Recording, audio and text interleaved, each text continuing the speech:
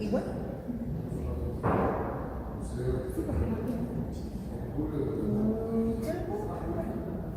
dos cafés. Entonces, dos cafés.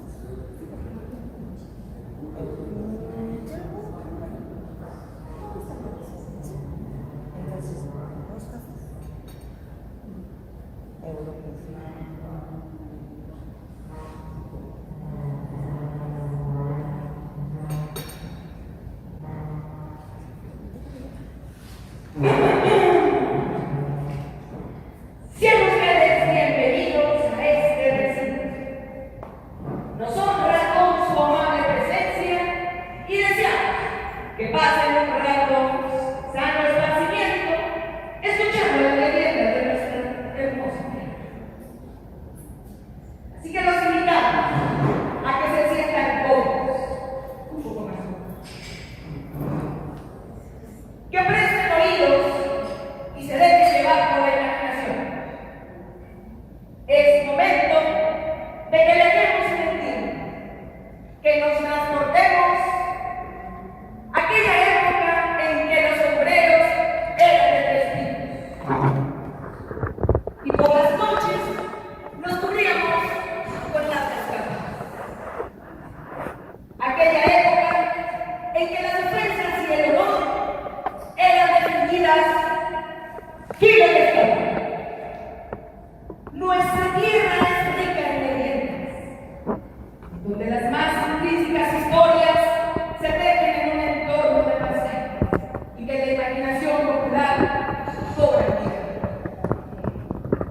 Historias de horror, historias fantásticas, historias increíbles, historias que parecen sacadas de un cuento de hadas, pero historias que nutren la imaginación de nuestro hermoso pueblo. Y ahora les invito a disfrutar de esta presentación. Pero debo advertirles que esta noche puede suceder cualquier cosa. Así que estén preparados, muy atentos para lo que venga. Abran bien los ojos, que esta noche es una noche especial. Es una noche de leyendas. Y para iniciar este bonito recorrido de leyendas, iniciamos con la historia de la Nahuala.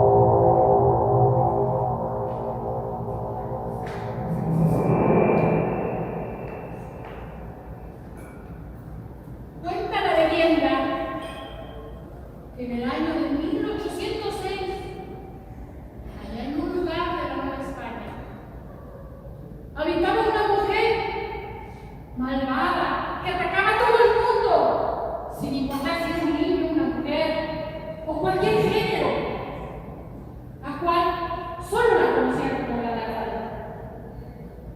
Ahí había un niño como de 8 años, llamado Leo, el cual siempre vivía todo atemorizado por los relatos que le hacía su hermano, que eran cada vez más terroríficos, y su hermano mayor siempre lo asustaba con todas sus leyendas, pero no había ninguna que le asustara más que la de la Nahuala.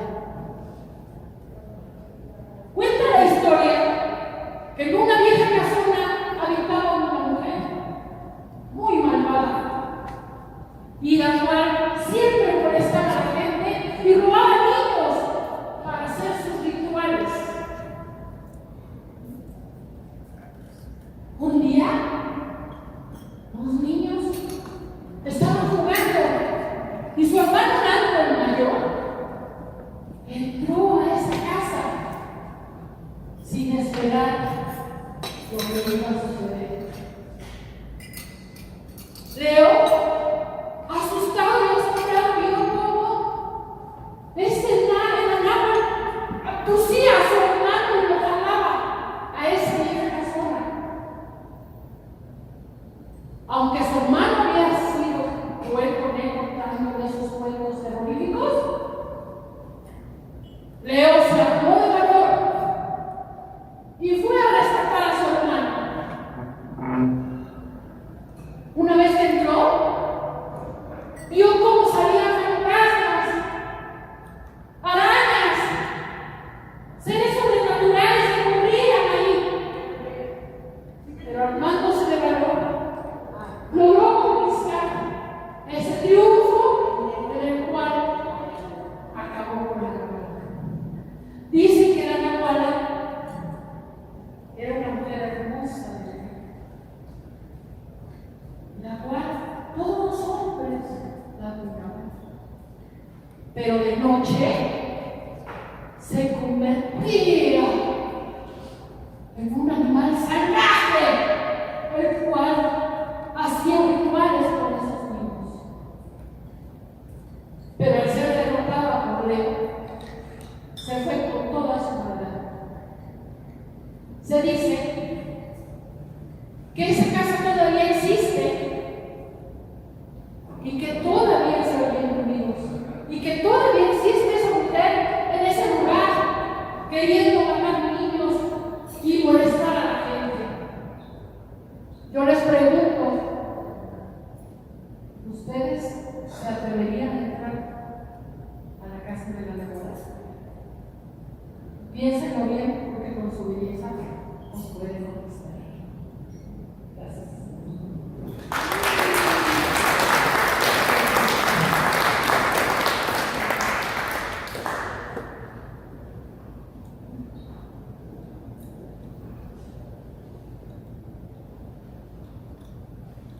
A continuación, la leyenda de la Malinche.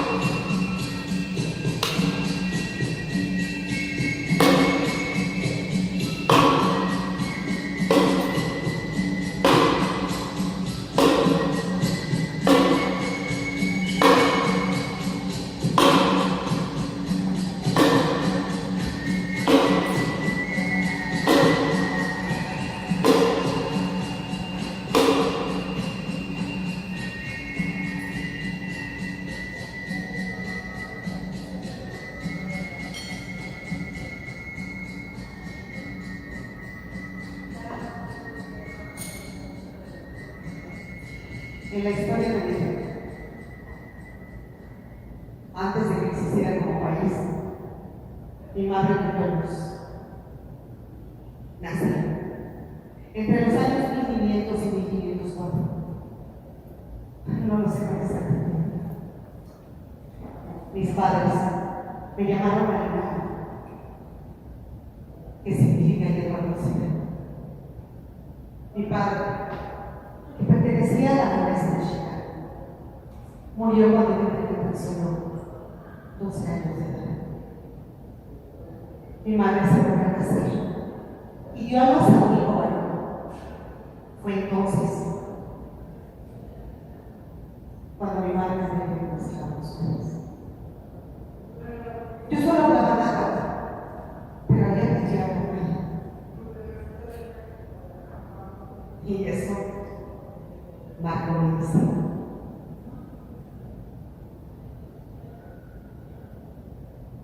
Cuando Hernán Cortés arribó con sus embarcaciones a las costas de México, los mayas le regalaron a mí y a otras mujeres como armas diplomáticas para pactar con el enemigo.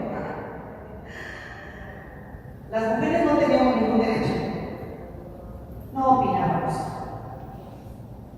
Es más, ni siquiera podíamos ver a los hombres a los ojos. Solo nos teníamos como esclavas o como mujeres.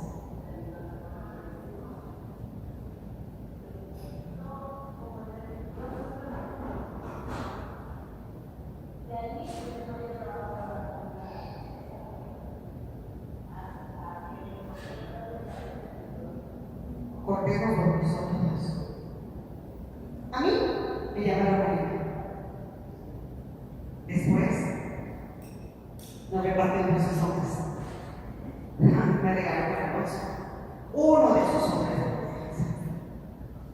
Pero cuando Cortés descubrió que yo hablaba maya en agua, decidió nombrarme su intérprete y asesora. A través de mí pudo pactar alianza contra muchos jefes de estados.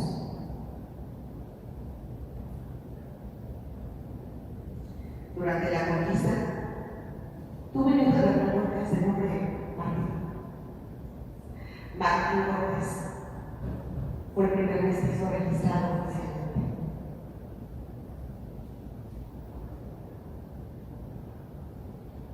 Cortés me dijo a mi hijo y se lo dio a su hermano para que lo jugara. Yo fui capaz de sobreponerme a los universos dominados por hombres. Mi inteligencia y mi carácter me hicieron vencer obstáculos que parecían imposibles. Y de esclava pasé a manejar el destino del hombre más poderoso del mundo. Mi inteligencia y mi carácter me hicieron mujer.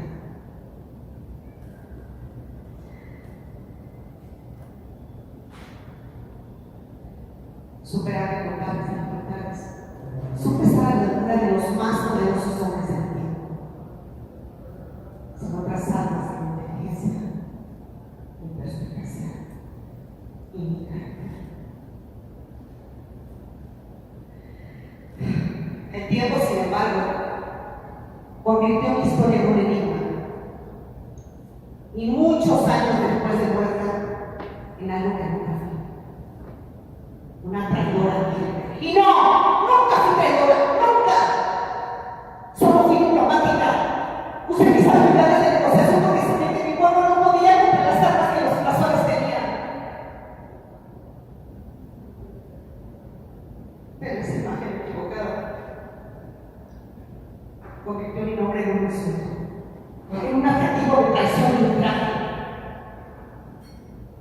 eclipsando la figura de una mujer extraordinaria, maltratada y olvidada por la historia.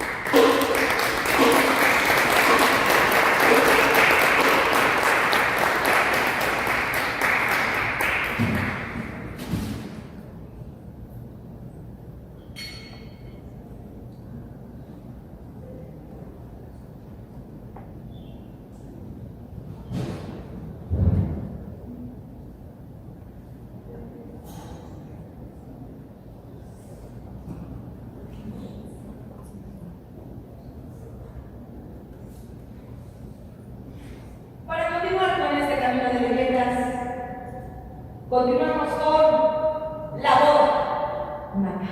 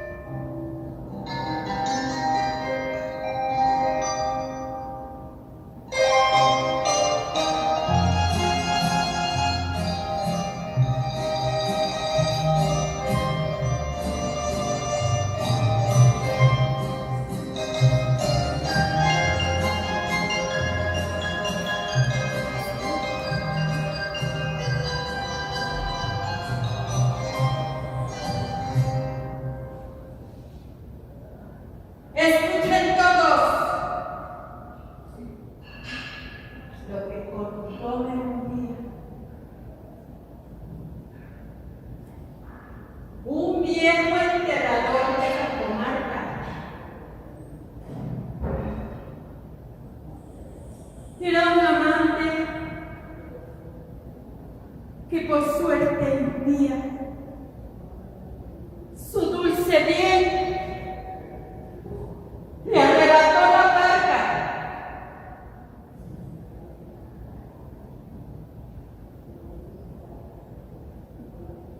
Todas las noches iba al cementerio a visitar la tumba de su hermosa. La gente murmuraba con misterio: es muerto, escapado de la fosa.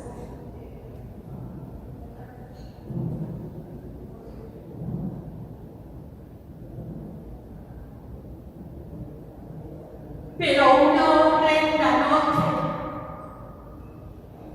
hizo pedazos el mármol de la tumba abandonada. Cavó la piedra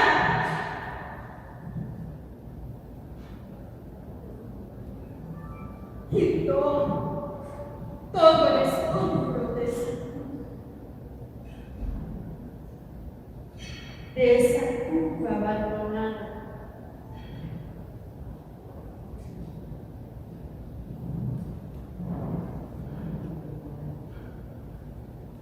Y se llevó en sus brazos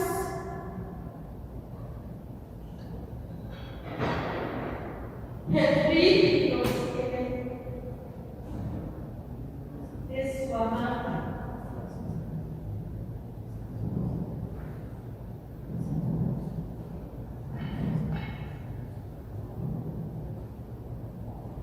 Sentó a su lado la osamenta fría. Era una noche lúgubre, negra, fría más que sombría.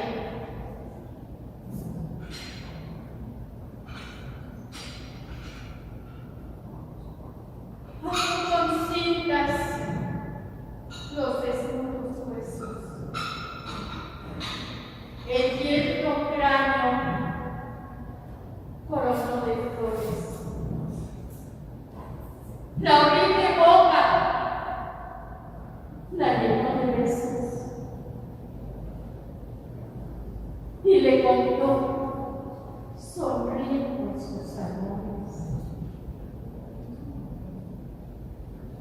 Ante un cirio negro con una llama en cielo, culminó su boda con la muerte. Igual a Lucia,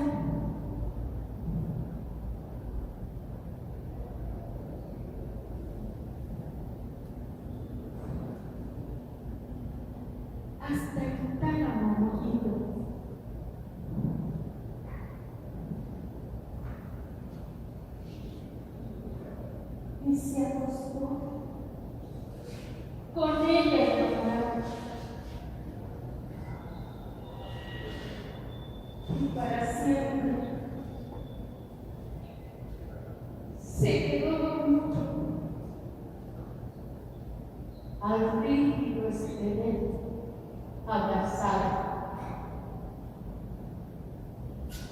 Cuentan que en ese cementerio, en estas noches frías de noviembre, se ve a una pareja muy feliz, muy sonriente, musitando palabras de amor. Mas, sin embargo, junto a ellos va la barca, conduciéndolos a su última morada. Consigas los desnudos huesos, el viento cráneo coronó de flores, la horrible boca la llenó de besos, y el mundo sonriendo sus amores.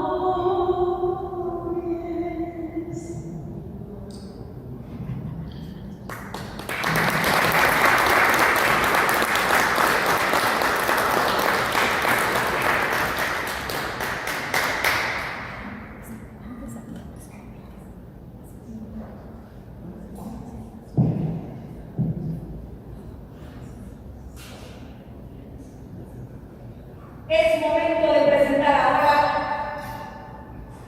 la casa de la marquesa.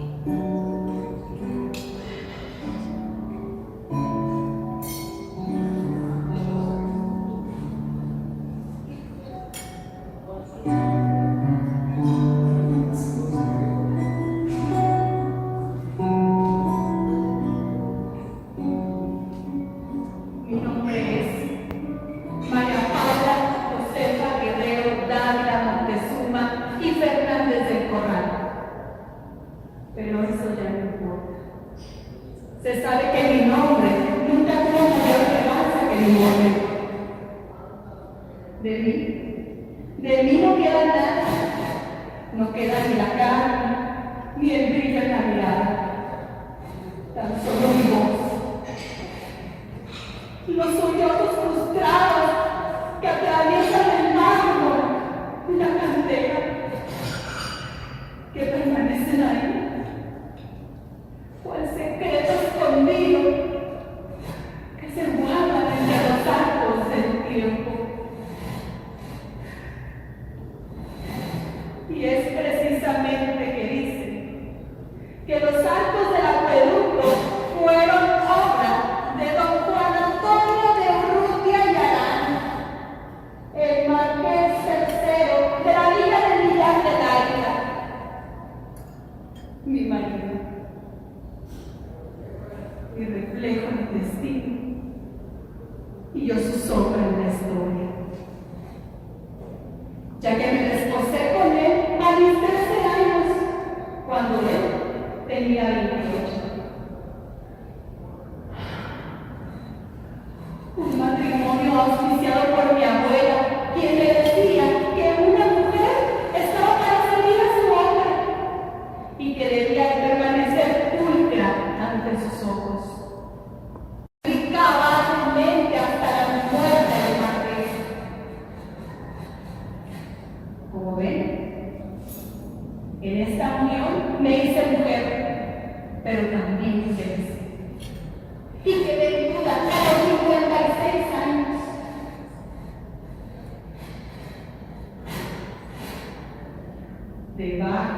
de cada piedra de aquel magno canal, yace también mi pulso, porque con él se fue mi corazón.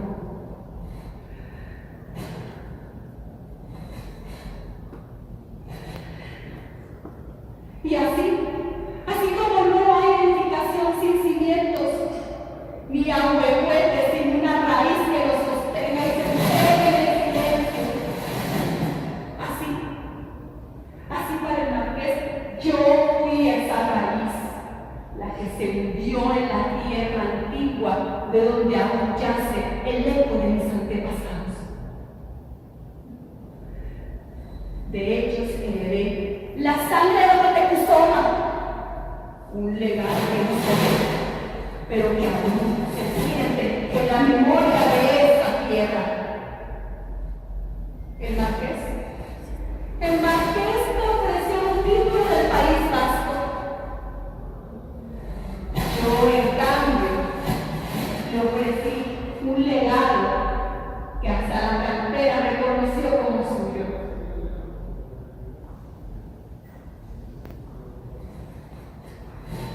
En 1721,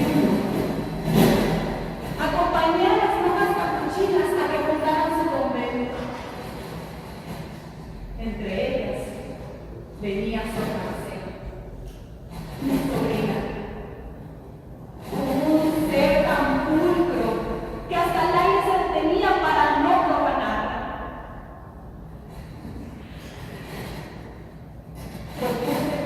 Propuse visitarlas constantemente sin saber que de esa costumbre nacería una leyenda de agua, de culpa y redención.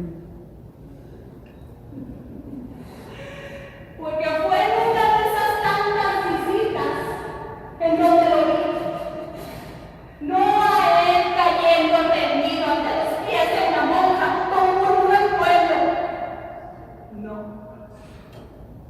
Y al hombre mirarse a sí mismo ante lo prohibido,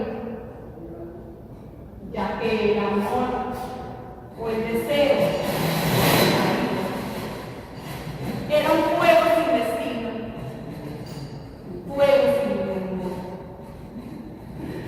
Era una ofrenda que no podía volverse sagrada. Fue ella la que lo vio primero.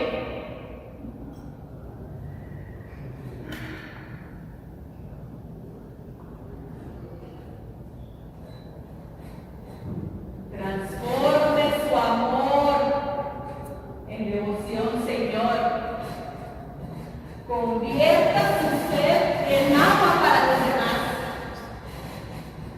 Fue ahí cuando me di cuenta que no era traición, sino maldad. Que no eran celos de Sor Marcela, sino una revelación.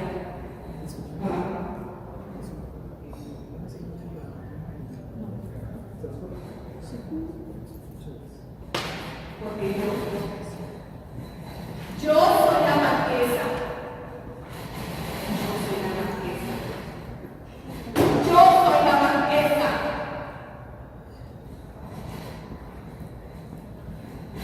Yo soy la marquesa. Y en mí se une el poder del antiguo imperio con la fe del nuevo mundo. 12 años. 12 años de prodigio. 12 años de escuchar los avances de aquella majestuosidad. Viendo cómo el oro se hacía polvo y el polvo se hacía piedra y el amor se materializaba antes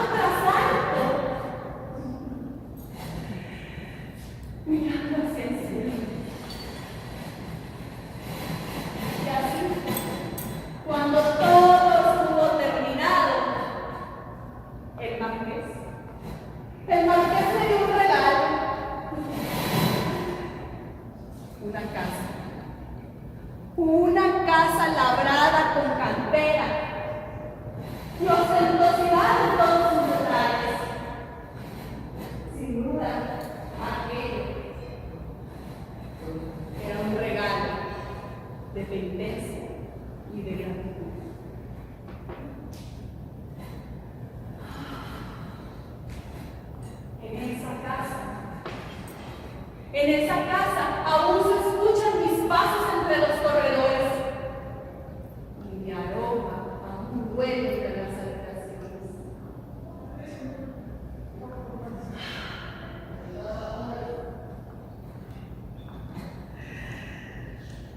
Y así, mi espíritu vela entre el balcón de la casa de la marquesa y mi casa, hasta el acueducto, ese acueducto que fue hecha de 3 almas, la suya, la de San Marcelo y la mía. Y es por eso que aún me río y lloro al mismo tiempo cuando miro a los viajeros del presente y que cruzan los arcos y sienten un estremecimiento en el ambiente. He de decirles que aquello es mi espíritu. Y si algún día visitan mi casa, la casa de la marquesa, hagan de su estadía un acto de amor, porque se sabe que en este mundo las promesas entre la dinastía y la religión continúan perennes. Así pues, que sirva mi testimonio para recordar a los niños que cuando una se entrega al cielo, se vuelve divina.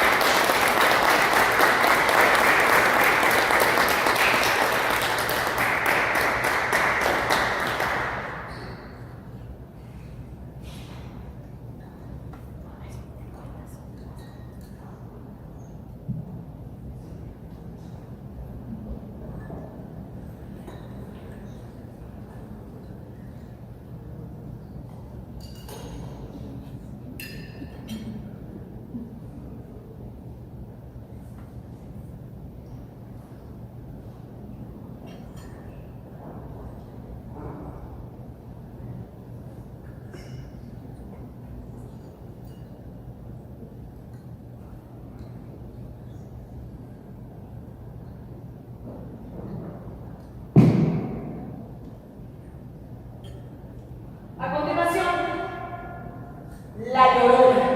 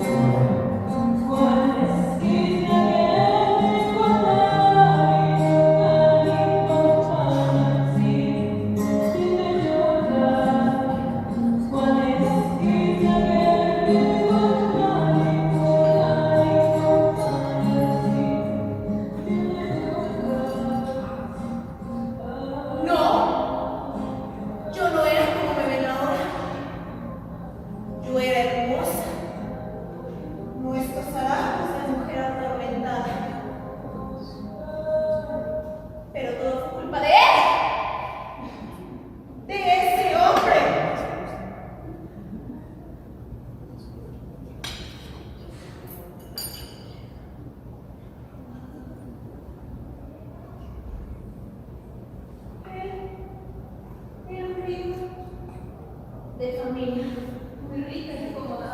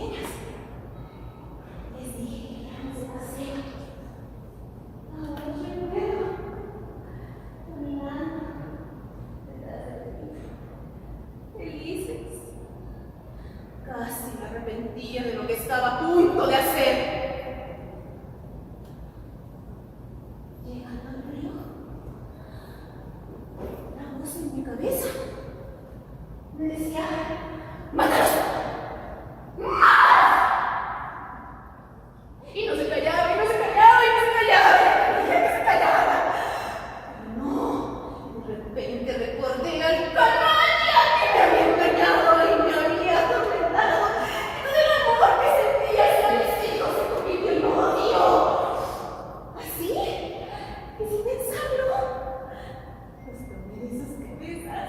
¡Era su tía en el río! ¡Y los movían!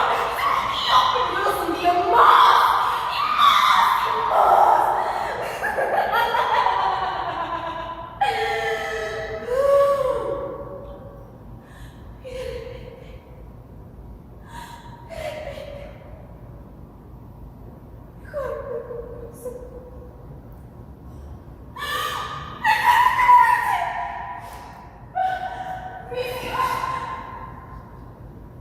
Mis niños.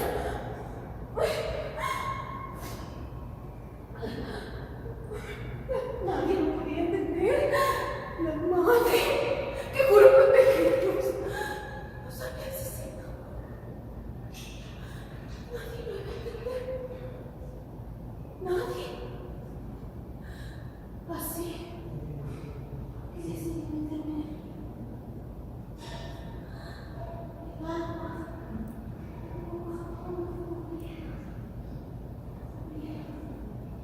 De repente, mis problemas desaparecieron. Pero una madre que asesina a sus hijos no es digna del descanso eterno. Así que desde ese momento hasta la actualidad, viajo por las calles de Greta, deambulo por las calles de Greta, con esta pena que me ama y me condena. ¡Ay, mis hijos! ¡Ay,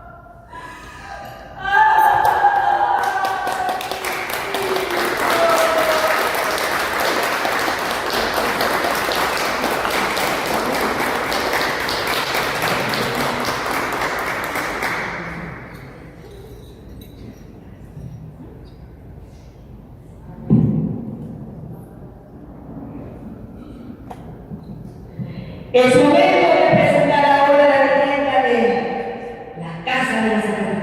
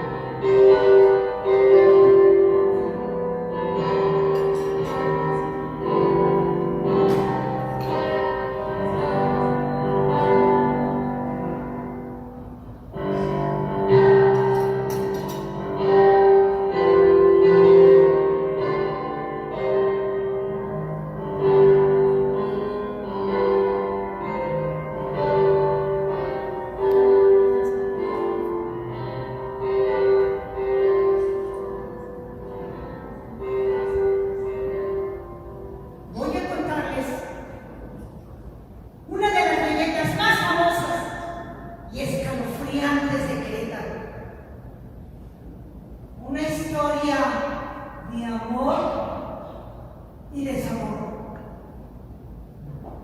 Una historia de traición, crimen y venganza. Me refiero a la leyenda de la Casa de la Zacatecana. Esta espeluznante historia se remonta al siglo XVII y comienza en la casa ubicada en la antigua calle de la Flor Alta, número 59, actualmente calle de Independencia. Quienes visitan esta casa, convertida hoy en museo, dicen que la atmósfera que se siente allí es rara, pesada, por decirlo menos. Sin embargo, hay quienes se aventuran a decir que han sido testigos de apariciones y ruidos extraños, debido seguramente a los atroces crímenes que ocurrieron en su interior. Narra la leyenda que una pareja proveniente del estado de Zacatecas tuvo que venir a la ciudad de Querétaro, pues los negocios de su esposo iban creciendo. La pareja fue bien recibida por los pobladores, quienes llegaron a decir que se les veía felices cuando caminaban por las calles de Querétaro o cuando acudían a misa. Todo parecía normal y el matrimonio se veía feliz y bien avenido. Eran, a decir de quienes los conocían, una pareja próspera y feliz. Sin embargo, debido al trabajo, el marido tenía que ausentarse por largas temporadas para atender sus negocios de minería. Estas constantes ausencias del marido, y cada vez más frecuentes, comenzaron a desatar fricciones entre la pareja. La antigua armonía de ese matrimonio se fue deteriorando cada vez más hasta que llegó un momento en que los disgustos, las peleas entre ellos fueron insoportables. Cansada de tantas ausencias y de esta situación insoportable, la mujer comenzó a fraguar un plan para deshacerse de ese ser al que en otro tiempo había amado tanto. Para ello, convenció a un sirviente de la casa, con quien se dice ni a los amoríos que le faltaban con su marido, para que le quitara la vida del feliz consorte. Y así lo hizo el deseado empleado, sin saber que él mismo sería víctima de la desalmada mujer, quien se deshizo del asesino para no dejar testigos. Gran sangre fría, los cuerpos fueron enterrados en las caballerizas de la casa. Aunque la zacatecana se quedó con todos los bienes de su difunto marido, no vivió en paz para disfrutarlos. El destino se encargó de que pagara por esos crímenes. Y poco tiempo después, a ella también la asesinaron. Narra la leyenda que los asesinos subieron al balcón de su cuarto, la mataron y dejaron su cuerpo en la plaza a la vista de todos. Nadie supo quién o quiénes fueron los asesinos. El hecho quedó envuelto en un velo de misterio. Los vecinos horrorizaron ante estos crímenes y, como escarmiento a la desalmada mujer, su cuerpo sin vida vida, lo colgaron del balcón de su propia casa.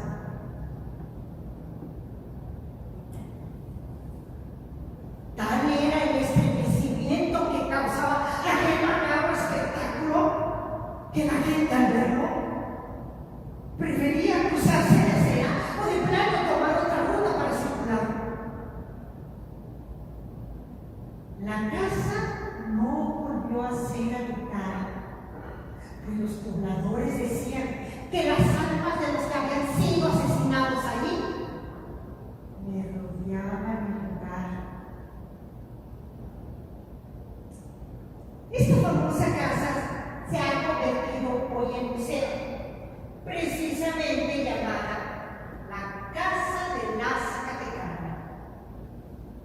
Ahí podrán encontrar exhibidas en 11 salas diversas piezas de arte de jardín, como cristalería, porcelanas, objetos de arte sacro, como pinturas, esculturas, objetos que datan desde la colonia hasta principios del siglo XX, todos ellos reunidos y donados por don José Antonio Origel Aguayo, fundador del museo.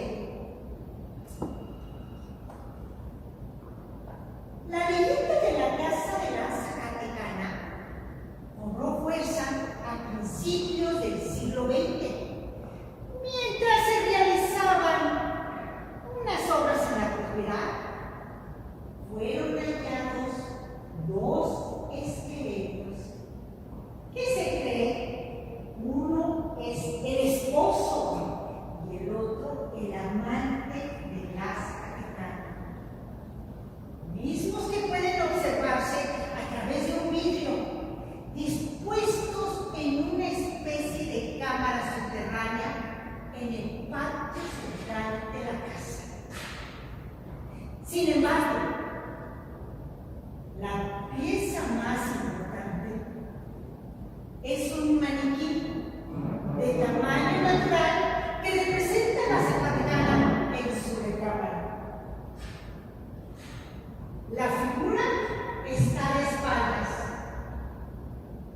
pero en el espejo del ropero puede verse el rostro malvado de la mujer cubierto con un velo negro. El solo verla causa un estremecimiento que enchina la piel. Y después de esto, ¿se atreverían a visitar esa casa?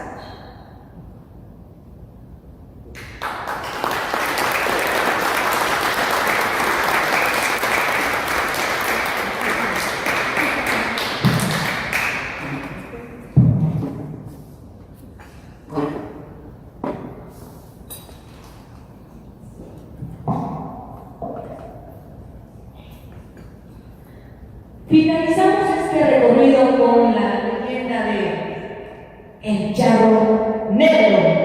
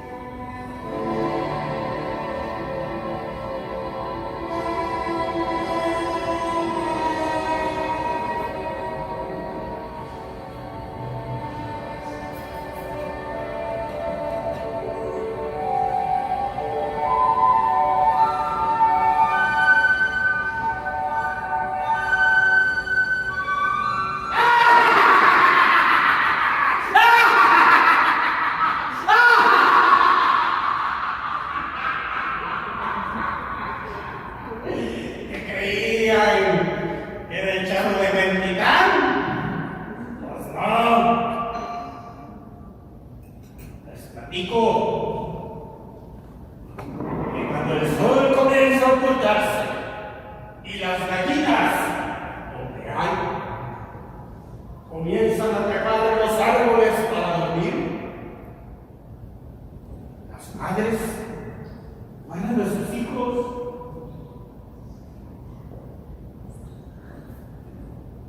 Las puertas de las casas son atrancadas y los viajeros apresuran el paso mientras rezan. Puede que nadie quiera encontrarse con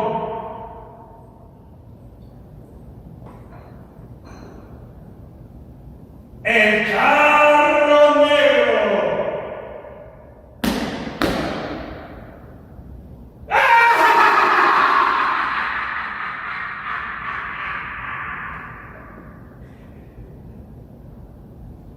Cuando se aparece, lo hace vestido elegantemente en un traje de charro color negro, con adornos de oro y plata. Su silueta se dibuja montado en un caballo, un animal cuyos ojos como bolas de fuego parecen hurgar en el alma de la víctima.